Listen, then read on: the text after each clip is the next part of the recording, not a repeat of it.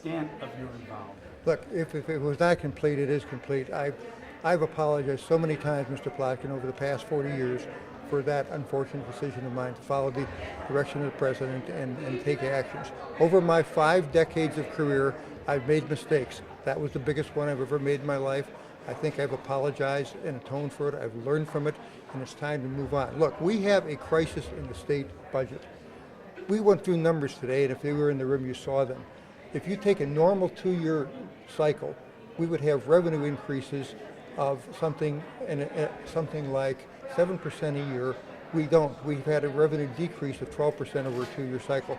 That is approximately a $4 billion gap from what is normal.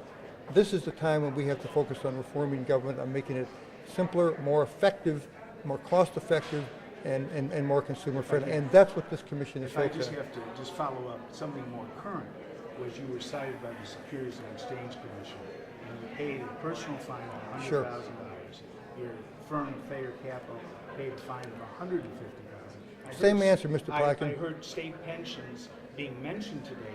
If that was a long time ago, doesn't this particular involvement in you being voluntarily paying this fine have something to do with what your current work is today? I'd like to shift to somebody else asked a question after this, but no, I don't think it does. I think we did fail to disclose.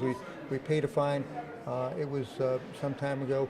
We did make a mistake on disclosure, and we learned from that at our firm. But no, it doesn't affect it. We have an important commission work ahead of us, and I'm delighted with the substance that I hope you all were there to hear the full extent of the substance that we covered.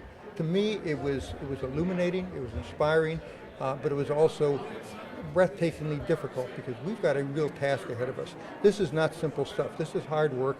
I've got a commission made up of all of volunteers, total volunteer group of people, and I couldn't be happier with the breadth and the depth of the knowledge that's represented there. And we're going to be working very, very hard to make this a more effective state government. Any other questions? Are you afraid, the background coming up, are you afraid this is going to take away from the commission's work, all the focus on you and your history here? Can I answer that? Absolutely. This man is eminently qualified to head up this commission. As he said, we've got jobs and an economy that is hurting in the Commonwealth, hurting in this country, not getting any better. I imagine you saw the jobs report today.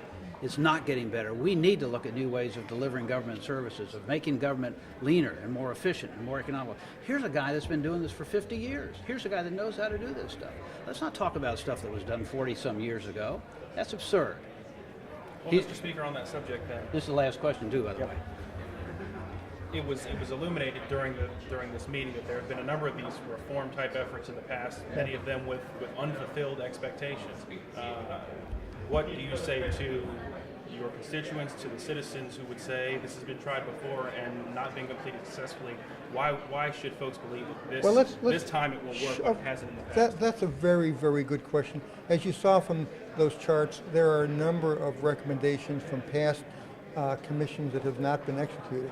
Look, you can say the glass is half empty or you can say it's half full. I give those past commissions and those past governors great credit for doing what they did. The majority of the recommendations were executed, but there were some important ones that weren't. I mean, why would you not want a contract? Why would you not want to have competitive bidding on all state roads? I don't know. That wasn't executed. Why would you not want to have every agency buying under the state cooperative electrical agreement? I don't know. Yes, there are some important ones left undone, but they did an awful lot. Let's give them credit where credit was due. We're going to pick up from that. We're going to take immediately and initially look at those, but we're going to look at a range of others. Will all of ours get executed? Of course not.